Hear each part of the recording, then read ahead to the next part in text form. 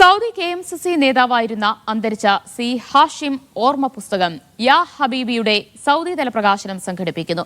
മുസ്ലിം league നേതാവും MP-യുമായ E.T. Muhammad Basheer പുസ്തകത്തിന്റെ പ്രകാശനം നിർവഹിക്കും.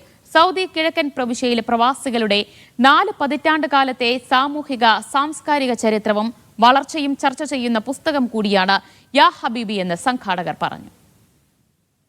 സൗദി കിഴക്കൻ പ്രവിശ്യ KMCC തയ്യാറാക്കിയ എഞ്ചിനീയർ സി ഹാഷിം ഓർമ്മ പുസ്തകം യാ ഹബീബിയുടെ സൗദി തല പ്രകാശനം സംഘടിപ്പിക്കുന്നു.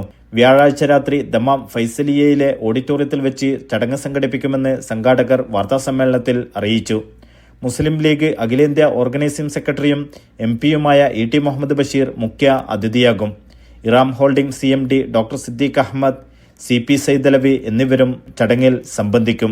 സൗദി KMCC സ്ഥാപക നേതാക്കളിൽ ഒരാളായ സി ഹാഷിമിനെ കുറിച്ച് 150-ലധികം വ്യക്തിത്വങ്ങൾ എഴുതിയ അനുസ്മരണ ലേഖനങ്ങളുടെ സമാഹാരമാണ് പുസ്തകം.